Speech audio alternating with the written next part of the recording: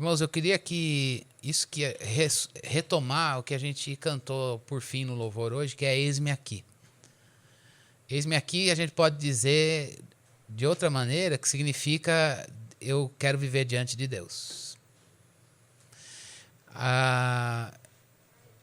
Neste momento, quando a gente canta Eis-me aqui, a gente está dizendo para Deus, Deus, eu estou aqui. E eu gosto de retomar isso. No louvor, a gente em muitos momentos quer dizer assim, Deus fica comigo, passa essa dificuldade, passa essa luta, eu quero ver o Senhor, abre meus olhos, mostra o teu poder, garante a tua presença. Mas no momento da palavra, irmãos, é o momento da gente dizer para Deus, eu estou aqui, eu compareci, a minha mente está aqui, meu coração está aqui. Eu sei que você deve ter 1000 razões para não estar aqui com a tua mente, com o teu coração. Eu sei que você deve ter zilhões de, talvez, pensamentos e sentimentos para que você diga, eu poderia estar pensando em outras coisas. Mas este momento em que a gente está diante de Deus com a sua palavra é um momento solene. É um momento solene não formal e vazio. Mas é um momento da gente dizer, Deus, eu preciso te ouvir, porque o que o Senhor falar vai reordenar a minha vida. Então, que o nosso coração, de fato, ele acompanhe o que a gente cantou no louvor. Eis-me aqui.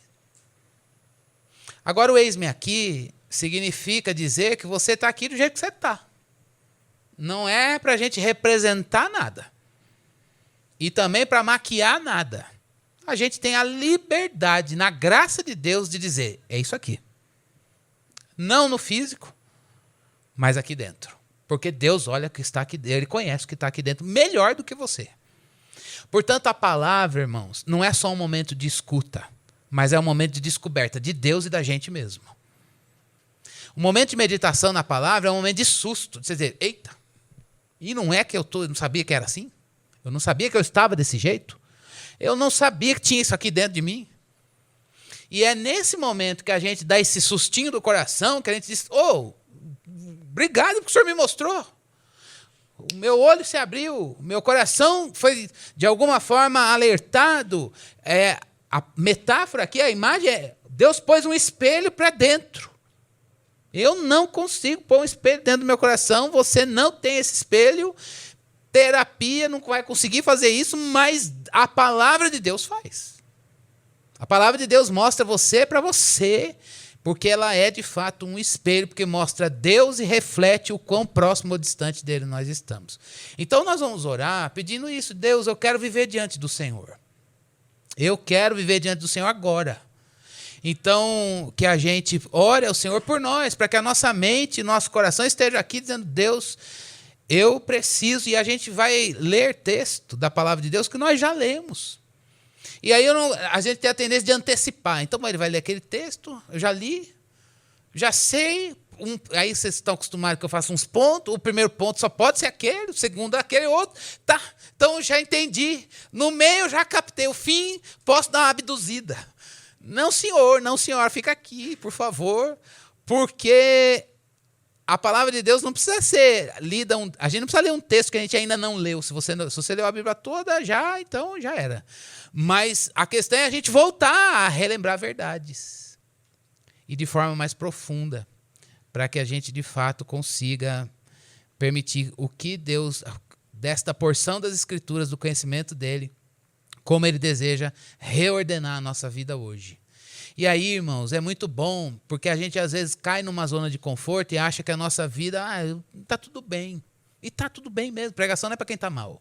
Ou só para quem está mal. Pregação é para quem está tudo bem.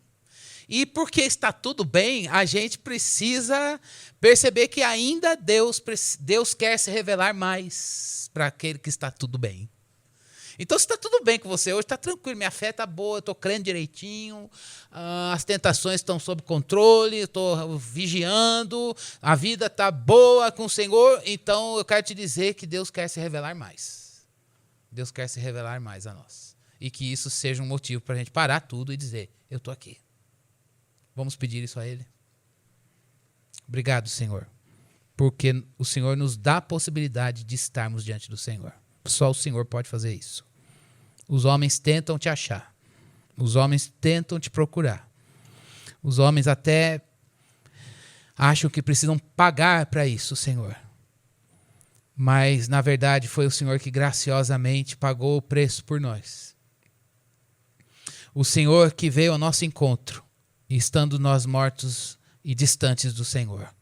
Só nos resta, Deus, comparecer diante do Senhor, gratos e prontos e famintos e sedentos do Senhor para dizer, eis-nos aqui. Deus, fala conosco, fala com o teu povo, fala com a tua igreja, Senhor. Faze-nos lembrar as verdades eternas do Evangelho e que elas reordenem a nossa vida hoje. O Senhor sabe por onde temos andado. O Senhor sabe o caminho que temos seguido. O Senhor sabe quais são os nossos pensamentos e as nossas intenções do coração. E a tua palavra, ela é apta para discernir isto, Deus. E nós precisamos discernir os nossos pensamentos e as intenções do nosso coração, Senhor. Ó Deus, seja o que for que está dentro de nós, fervor, apatia, alegria no Senhor, descanso no Senhor, ou Deus, pânico, desespero e a sensação de fim da linha, seja o que for que esteja dentro de nós. Nós pedimos, Senhor Deus, que o Senhor nos faça ver pela palavra. Porque quando o Senhor nos mostra pela palavra, o nosso coração se enche de esperança, porque o Senhor aponta o caminho da mudança. E o Senhor graciosamente segura nas nossas mãos e nos faz seguir pelo caminho que é Cristo. Senhor, nós todos precisamos da tua palavra. Nós todos precisamos ouvir a tua voz, Senhor. Nós precisamos da tua direção, do teu conselho para nós.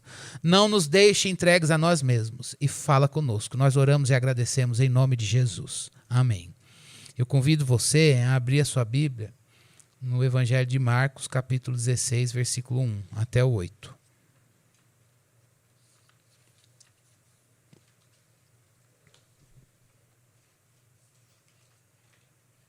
Marcos 16,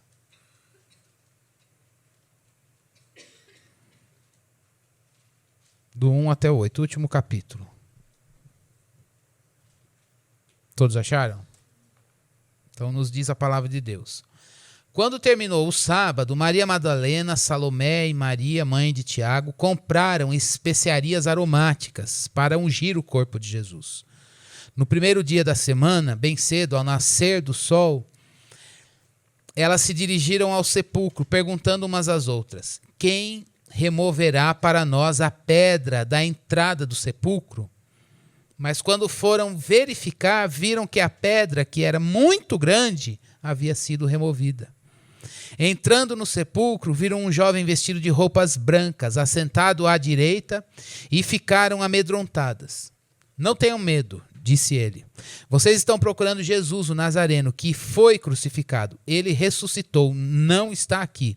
Vejam o lugar onde o haviam posto. Vão e digam aos discípulos dele e a Pedro: ele está indo adiante de vocês para a Galileia. Lá vocês o verão, como ele disse. Tremendo e assustadas, as mulheres saíram e fugiram do sepulcro. E não disseram nada a ninguém, porque estavam amedrontadas. Hoje nós vamos finalizar um grande ciclo do nosso ano aqui, mostrando que o Rei Jesus triunfou. Ele venceu. Ele venceu a todas as narrativas da sua vida e da minha vida. Todos os fatos da sua história que te acompanham tentam projetar um ser em você que não tem nada a ver com o ser ideal que é Cristo Jesus. Já pararam para pensar nisso? Pensa nas coisas ruins que você já sofreu. Pensa nas coisas ruins que você já passou. Pensa aí, pode pensar. Pensando nas minhas. Tem aquelas que eu falo, não quero lembrar. Não quero nem... Não sei por que Deus fez eu passar. E a gente luta, porque isso é tão forte, significativo, que fez a gente, gerou o ser. Meu Deus, depois disso, isso, mais aquilo, só podia dar o resultado. Eu, do jeito que eu sou. Que tristeza. Mas quando a gente está falando do triunfo do rei, está dizendo que Jesus Cristo triunfou sobre a sua história. Triunfou sobre a minha história. Ele é poderoso para nos dar um ser que não tem nada a ver com você melhorado. Você ajustado. Ele jogou fora nosso ser e nos deu de presente ele. Deu a possibilidade da gente dizer, eu sou outra pessoa. Eu não sou alguém melhorado. Eu morri.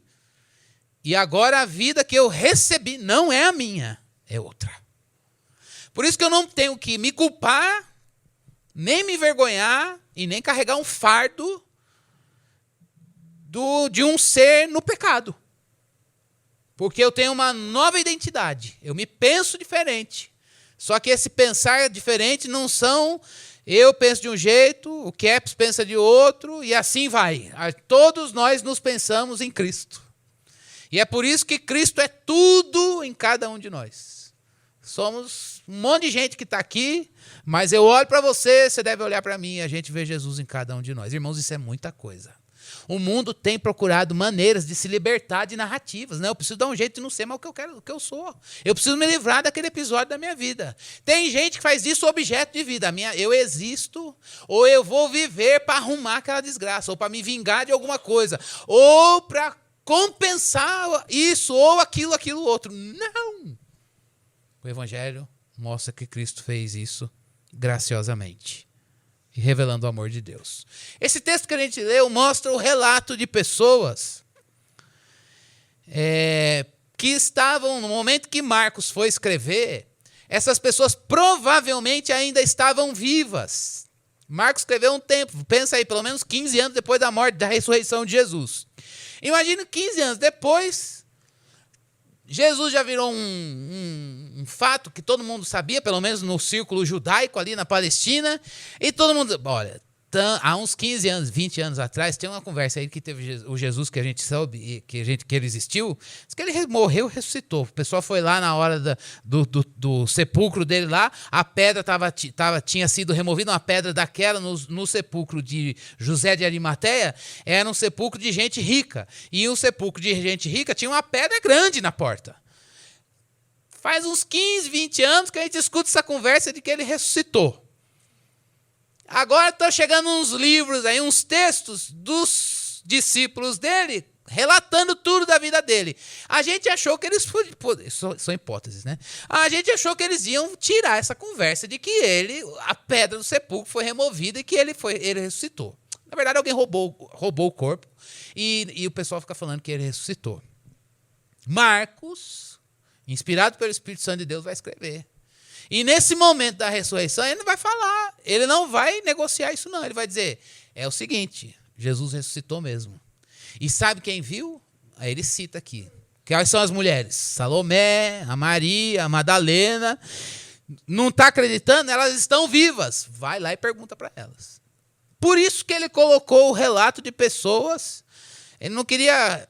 E deu nome para elas aqui. Não, essas pessoas estavam lá. Tanto tempo, os anos se passaram. Elas provavelmente estão vivas aí. E são elas que foram lá as primeiras que encontraram o sepulcro vazio.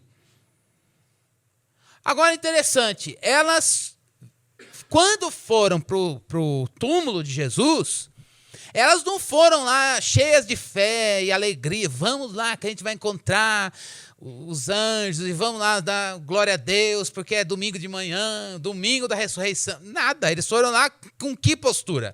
Pega os negócios aí para embalsamar o morto. Traz os óleos, as ervas, vamos lá. Tinha um ritual conforme as posses também, mas eles tinham se preparado para isso, já tinha terminado o sábado, depois do sábado você pode fazer as coisas, e eles estavam indo lá para literalmente pegar o morto. Literalmente, e é engraçado que Jesus Cristo, a gente já leu aqui no Evangelho, ele o tempo todo ficou falando, lembra quando, olha, o Filho do Homem vai morrer, vai sofrer, mas ele vai ressuscitar. Pedro, tenha dó de você, vai para lá, Satanás. A gente já leu isso no capítulo 8. Jesus Cristo fala de novo, vai sofrer, vai morrer, mas no terceiro dia vai ressuscitar. Eles já ouviram isso da boca de Jesus. Mas o coração não apegou. O coração não creu. A mente sabe, mas o coração não crê. Não é horrível quando acontece isso? Você sabe as coisas, mas o seu coração... E aí, o que você faz? Olha, vamos lá. Nem sei se... O texto não fala se eles estavam lembrando dessa informação. Mas que Cristo enfatizou que ele ia morrer, passar por tudo aquilo, sofrer e morrer, mas iria ressuscitar, Jesus falou.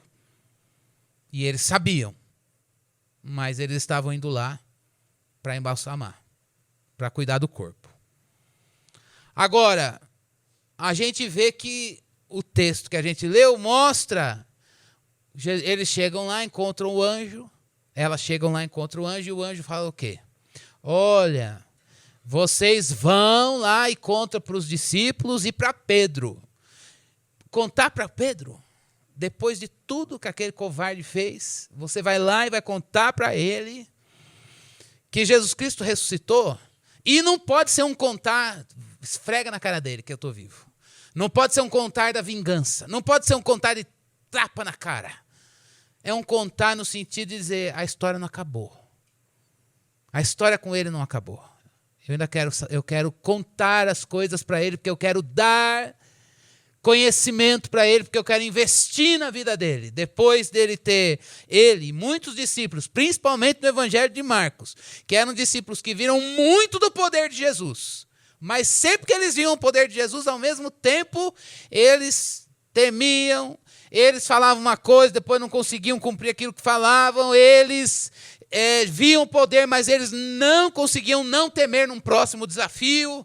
E agora a gente vê Jesus Cristo ressurreto, dando a incumbência para que a eles fosse anunciado mais coisa. Depois de tanto histórico de fragilidade, de fraqueza, de erro, Jesus Cristo agora ainda quer se revelar mais a eles. Pessoas que estavam, de alguma forma, com uma fé frágil, a gente falou até a termo uma percepção parcial, medrosos, que abandonaram Jesus, mas Jesus Cristo ainda queria se revelar a eles. Eles foram testemunhas de um sepulcro vazio, receberam um anúncio, mas eles, de fato, precisavam de uma mudança de vida, que só a ressurreição pode dar. A ressurreição é isso, gente. A ressurreição sinaliza exatamente isso. A gente pode saber muitas coisas, a gente pode conhecer verdades, e a gente conhece a verdade do Evangelho, mas é na ressurreição de Cristo Jesus que a gente diz assim, agora eu entendi, porque Jesus Cristo, a ressurreição sinaliza que Jesus Cristo está em cada um de nós. Quando Jesus Cristo ressuscitou, ele morreu e ele ressuscitou, a obra de Deus ficou satisfeita. Agora Jesus pode estar aí. Agora Jesus está aqui, está em cada um de nós. E eles não vão só saber, mas eles vão viver Jesus neles. Então eu sei que às vezes, quando eu era criança, eu cantava uma musiquinha assim na igreja. Não vou cantar, mas ela falava assim, que eu queria saber como era o seu rosto. Lembra dessa música? Sempre que eu leio a história de Cristo, eu fico a pensar com grande emoção no privilégio que muitos tiveram de ver o seu rosto, sentir sua mão. Aí eu também queria a mesma alegria de tê-lo tão perto, bem juntinho a mim, e olhar o seu rosto sereno e meio, igual como eu seria feliz assim. Não! Porque a gente não precisa ver Jesus. O privilégio não é ver Jesus aqui na minha frente, o privilégio é ver Jesus Cristo aqui dentro. Não concorrendo, não mais a gente vivendo a vida, olha, ele está do meu lado, mas aqui sou eu. Estou saturado de mim. Enfadado da minha história, super definido em mim mesmo. Não, o Evangelho não é isso. O Evangelho e a ressurreição está dizendo, olha, mais do que ver o rosto, tocar na mão, pegar a ferida, a marca da cruz, mais do que isso, é a beleza que a ressurreição nos dá e nos traz a dizer, eu vejo Jesus dentro de mim. E ele é mais forte do que eu. E ele torna nula a minha vida. Eu não tenho mais duas pessoas dividindo espaço dentro de mim. Eu morri e ele ressuscitou. Eu morri e morri com ele. Mas na ressurreição, ele não me trouxe de volta, graças a Deus. Na ressurreição, ele não trouxe você para você. Na ressurreição, ele deu a vida dele. Um novo ser. Uma nova identidade. Isso traz para o crente uma coisa. A alegria da gente ser testemunha. Mas não uma testemunha de dizer, eu estava lá e vi. Eu sou testemunha porque ele está aqui. Ele vive. E ele veio morar em mim. Está certo que para os apóstolos da época dele, eles tinham que ter sido testemunhas oculares do Cristo ressurreto. Eu e você não precisamos. Eu e você, nós temos o Espírito dele que foi enviado, que traz o Cristo ressurreto para morar dentro de nós. Isso é a ressurreição de Jesus. Que alegria. Que vitória. Que triunfo. O triunfo dele não era para ele, o triunfo dele era para nós. O triunfo dele era para mim e para você. Para que você olhasse Jesus, a possibilidade de dizer, eu não quero ter Jesus Cristo só do meu lado. Eu quero Jesus Cristo dentro de mim. Testemunhas vivas. Lá no livro de Coríntios, capítulo 15, versículo 13 ao 19, eu queria que você lesse comigo. 1 Coríntios, capítulo 15.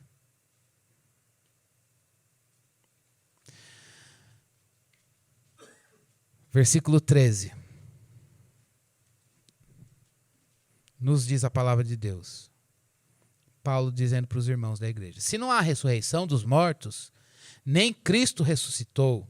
E se Cristo não ressuscitou, é inútil a nossa pregação. Como também é inútil a fé que vocês têm. Mais que isso, seremos considerados falsas testemunhas de Deus, pois contra ele testemunhamos que ressuscitou a Cristo dentre os mortos. Agora, mas se de fato os mortos não ressuscitam, ele também não ressuscitou a Cristo. Pois se os mortos não ressuscitam, nem mesmo Cristo ressuscitou. E se Cristo não ressuscitou, é inútil é a fé que vocês têm. E ainda estão em seus pecados. Neste caso, também os que dormiram em Cristo estão perdidos. Se é somente para esta vida que temos esperança em Cristo, somos de todos os homens os mais dignos de compaixão. Que tristeza! Então, se não tem ressurreição, a nossa vida é, olhar Jesus, que poder tem sobre o mar, sobre o vento. Olha, sobre o demônio, expulsa. Que poder sobre a enfermidade, que poder, que palavra, que ensino, que coisa bonita. É para a gente olhar, e é isso mesmo, a gente vai admirar, mas a nossa vida segue aqui. Mais de você em você. E mais de mim em mim. E a gente vai vivendo a nossa narrativa. Agora, se tem ressurreição, não. Se tem ressurreição, você morreu. Você foi embora. Eu fui embora. E Cristo está aí. Irmãos, a ressurreição, ela para de fazer remendo religioso. A ressurreição, ela para de fazer amálgama. Ela acaba com essas coisas. Não, um pouquinho meu, um pouquinho dele, tenta eu melhorar um pouquinho, eu vou tentando ser um cara mais ético, uma mãe melhor, um pai melhor, um amigo melhor, um crente, não sei o quê, e a gente vai tentando reproduzir, já que Jesus não faz mesmo, eu dou um jeito. Não. A ressurreição significa que Cristo Jesus, ele trouxe graciosamente o ser dele para morar em cada um de nós. Esse é o grande sentido da vida. E isso traz para nós uma fé viva. A ressurreição traz uma fé viva. E eu queria colocar 2 pontinhos sobre, você tem uma fé viva? Eu tenho uma fé viva? O que significa ter uma fé viva? É isso que a ressurreição sinaliza para nós. O que significa olhar para a ressurreição de Cristo e dizer, ele vive, o meu Redentor vive. E por causa dele, eu vivo. Quem tem uma fé viva? Tem uma fé viva aquele que crê na ressurreição. E crer na ressurreição significa aceitar que o Pai fez uma declaração de justificação no nascimento, na morte e de novo nascimento com a ressurreição de Jesus Cristo. Vou dizer a mesma coisa para a gente não esquecer. significa aceitar que o Pai fez uma declaração de justificação, de novo nascimento, na ressurreição de Cristo para cada um de nós. Crer na ressurreição significa exatamente isso, dizer: Deus, eu agradeço ao Senhor, porque foi Jesus que satisfez as exigências de Deus, e não eu. Foi Jesus Cristo que viveu uma vida sem pecado aqui. Foi Jesus Cristo que em momento nenhum tirou o prazer na lei do Senhor, como a gente leu no Salmo de abertura. Foi Jesus Cristo que foi aquele homem que meditou na lei do Senhor dia e noite. Foi Jesus Cristo que foi esse homem bem-aventurado que não andou no conselho dos ímpios, não sentou na roda dos escarnecedores. Foi ele, eu não, nem você, mas foi ele. E Deus aceitou a vida dele. Aliás, Deus enviou Jesus para ser isso. Deus aceitou e Deus aspirou a oferta que Cristo fez para ser o homem perfeito, o homem ideal, que não é você, que não sou eu, que não somos nós. Crer na ressurreição significa dizer: muito obrigado, Deus, porque o Senhor aceitou o sacrifício de Jesus e não o meu.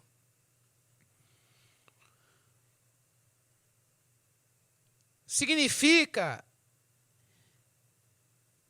que se Jesus Cristo, de fato, e ele fez isso, morreu a nossa morte para que a gente viva a sua vida, ressurreição, preste bastante atenção, eu vou dizer o que eu já disse na introdução, significa que você trocou de ser. Dizer que a gente aceita que Jesus Cristo pagou a exigência de Deus, para nós significa dizer: então eu troquei de ser. Não significa que Deus, na sua conversão, Ele deu para mim, para você, um monte de coisa para você fazer. E Ele também te deu um monte de coisa para você ter dele. Ele nos deu coisas para fazer, Ele nos deu coisas dele, poder e graça dele, mas a maior e primeira ação de Deus na nossa conversão foi troca de ser. Isso é uma coisa que a gente já sabia, mas a gente precisa lembrar hoje. Então, quer dizer que o Evangelho trocou o meu ser, trocou o seu ser. Você foi embora. Você morreu. É por isso que o convite do Evangelho: quer seguir Jesus? Morra. Deixa ele levar você embora. Deixa ele matar. Deixa o Evangelho destruir você. Para quê? Na medida em que você morre, você vai vivenciando Cristo. E você vai viver vivenciando Cristo. Por isso, irmãos, hoje dizer eu creio na ressurreição, como a gente canta, naquele cântico que a gente gosta muito de cantar, que eu acredito em Jesus Cristo, acredito em Deus o Pai, acredito no Santo Espírito, que vida nova traz, significa dizer isso. Eu tive o meu ser trocado pela graça de Deus.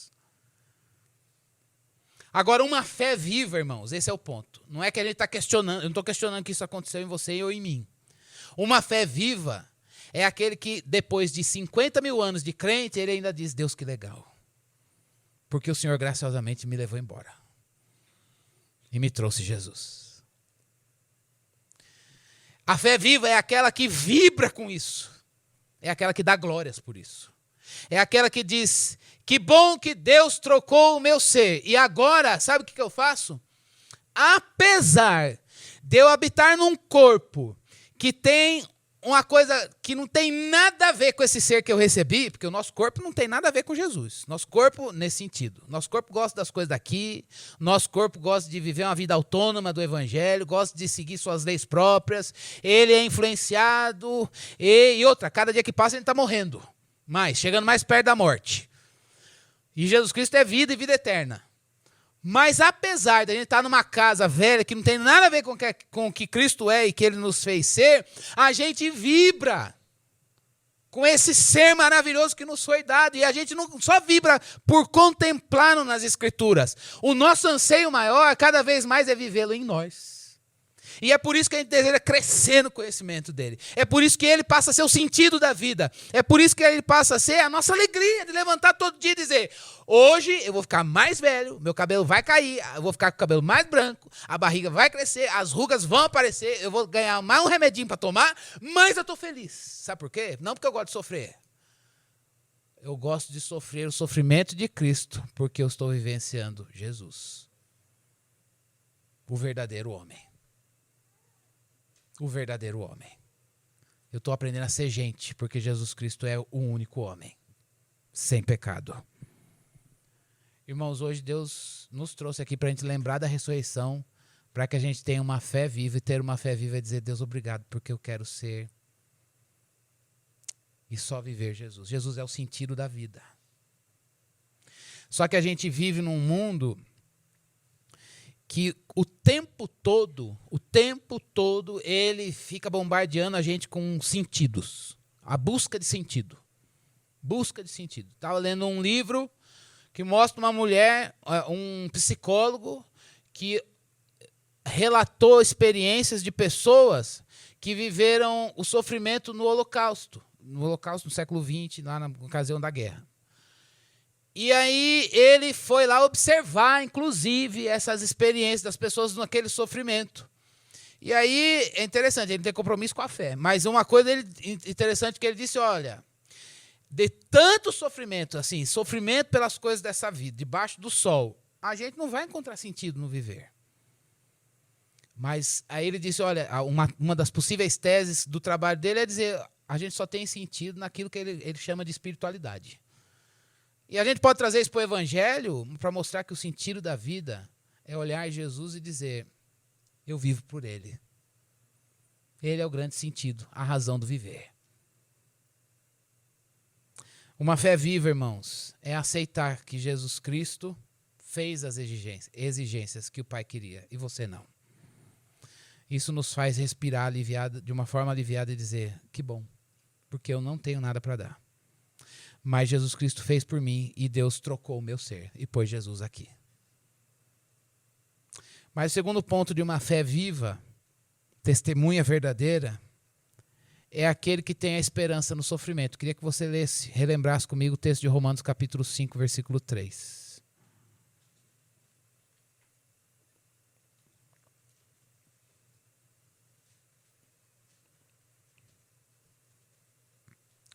Romanos capítulo 5, versículo 3 e 4.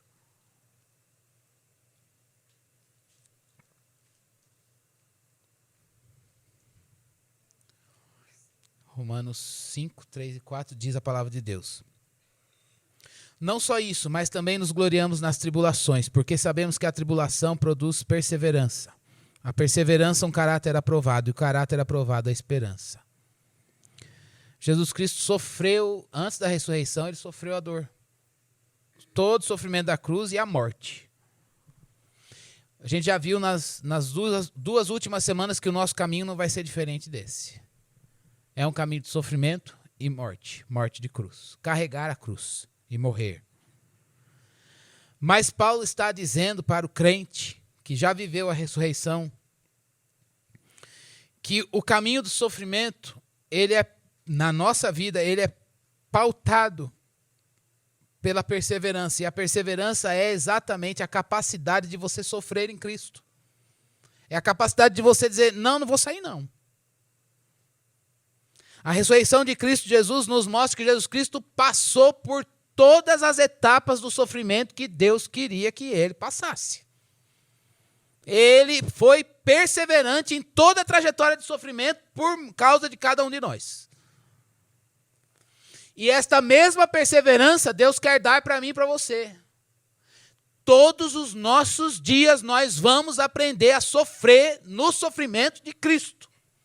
E é justamente esta capacidade de não negociar.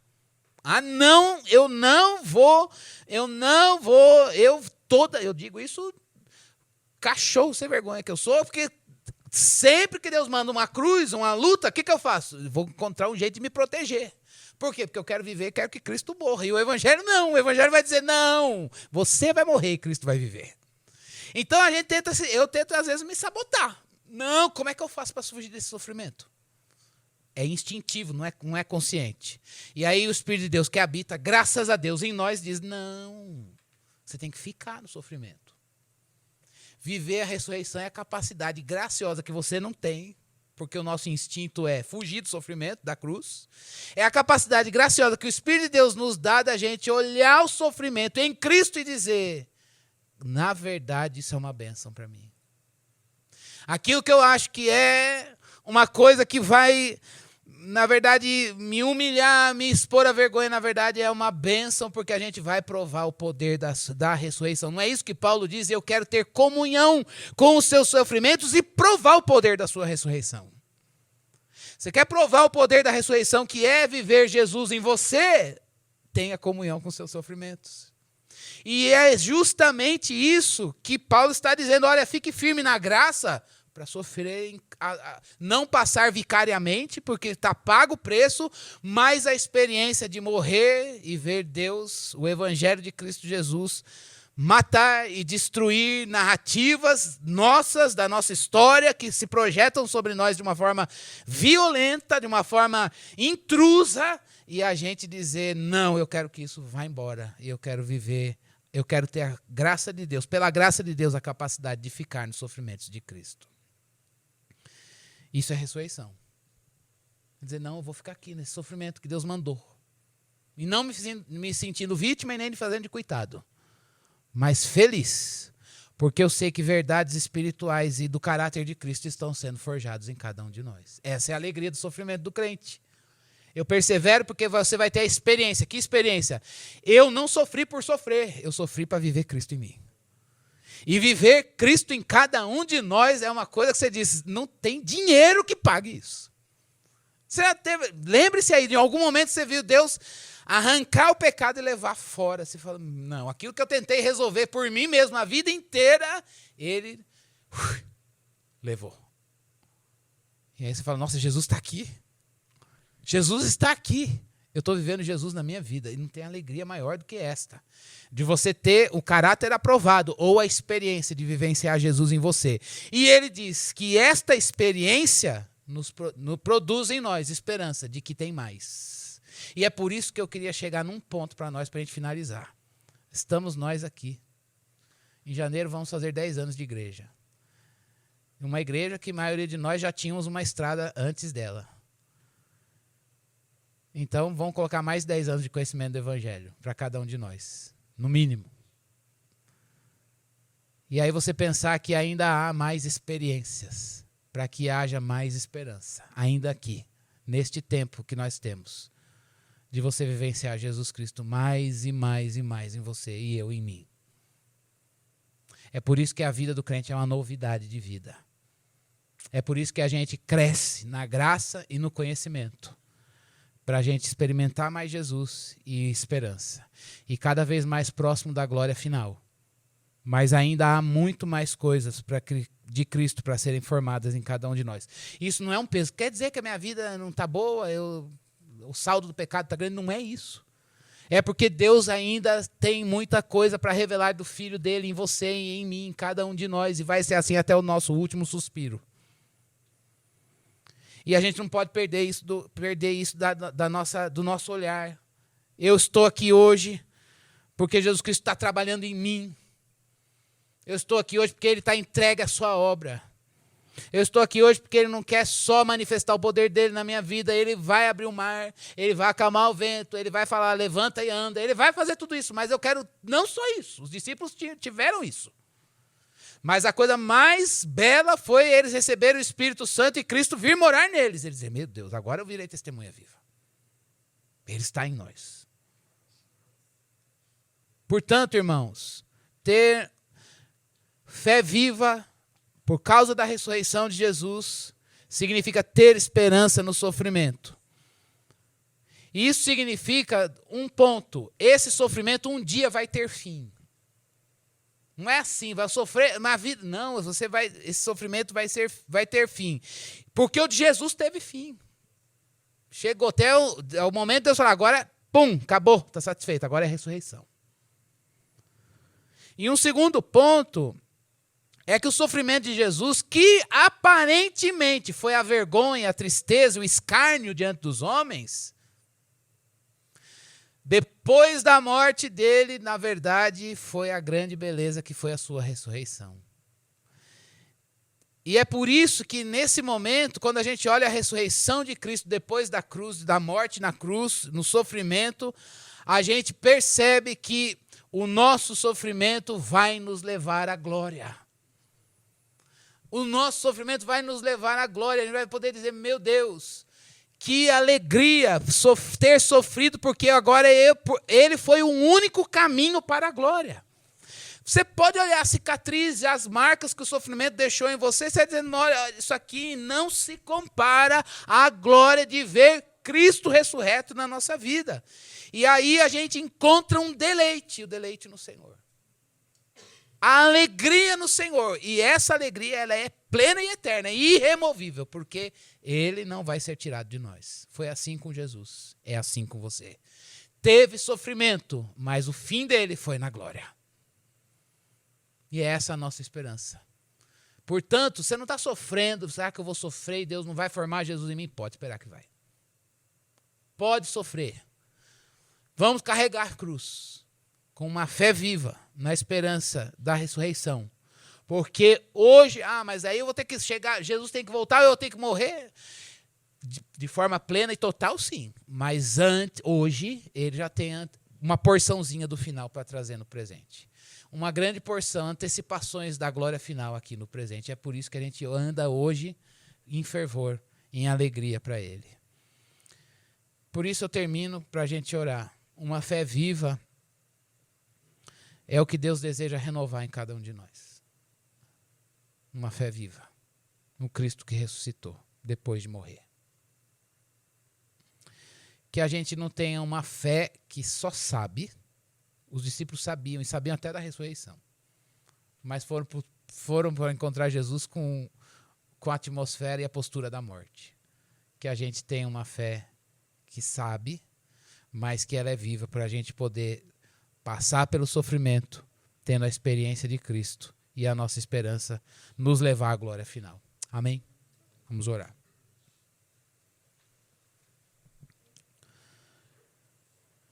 Ó Deus, a gente sabe que o Senhor sonda o nosso coração e o Senhor conhece a nossa vida.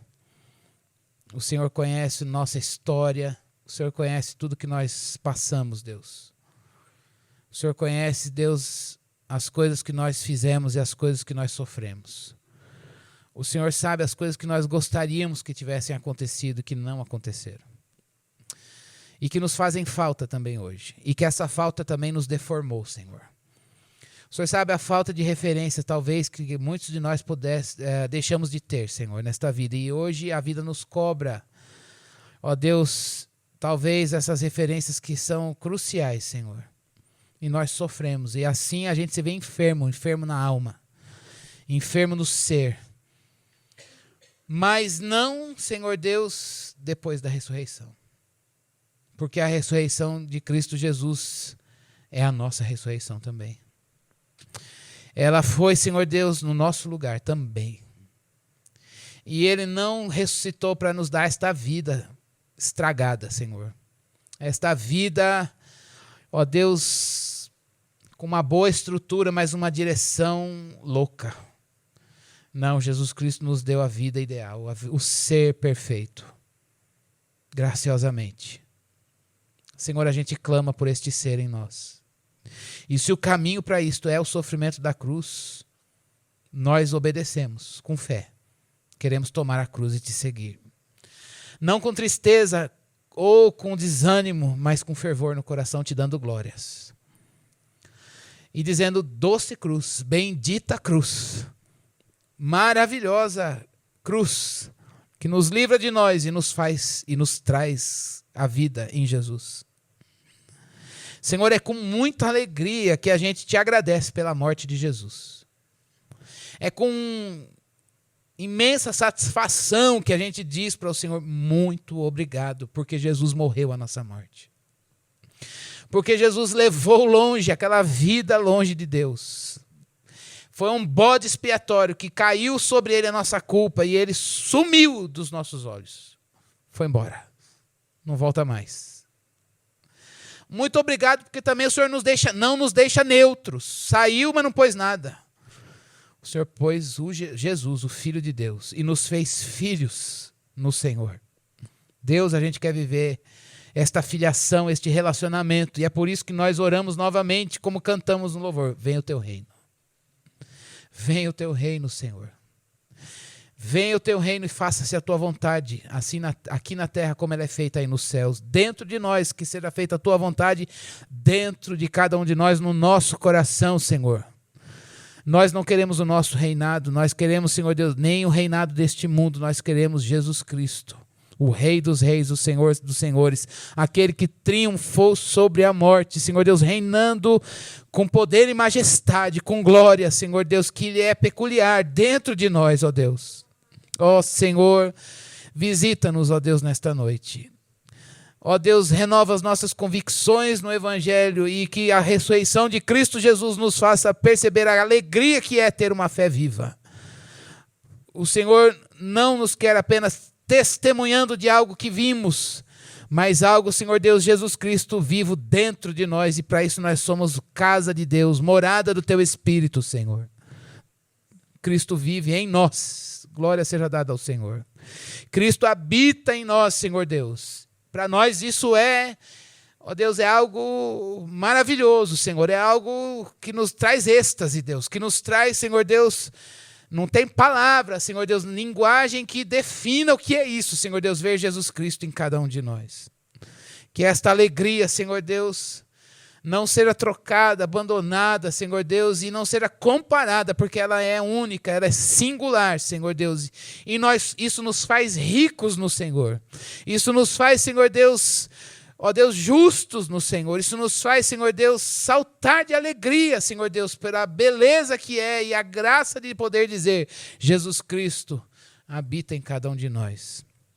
Deus, que essa alegria não nos seja, ó Deus, não saia de diante dos nossos olhos. E a gente, Senhor Deus, traduza isso em entrega, em submissão à tua vontade, em submissão ao sofrimento, Senhor Deus, para, ó Deus, a gente não negociar com o Senhor e tentar sair do sofrimento, mas a gente perseverar para ter a experiência, e a experiência nos trazer a esperança.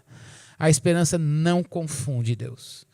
Porque nesse sofrimento toda a gente tem uma certeza: o amor do Senhor é derramado pelo Espírito no nosso coração, Senhor. Ó Deus, obrigado por esta noite. Obrigado pela tua palavra. Nós estamos aqui. Dá-nos a alegria da salvação, Senhor. Dá-nos a alegria da salvação. Nós queremos, ó Deus, derramar o nosso ser diante do Senhor nesse momento de oração. E que assim seja a nossa vida diante de Deus, diante do Senhor, porque é assim que nós estamos. Eis-nos aqui, Senhor. Obrigado em nome de Jesus. Amém.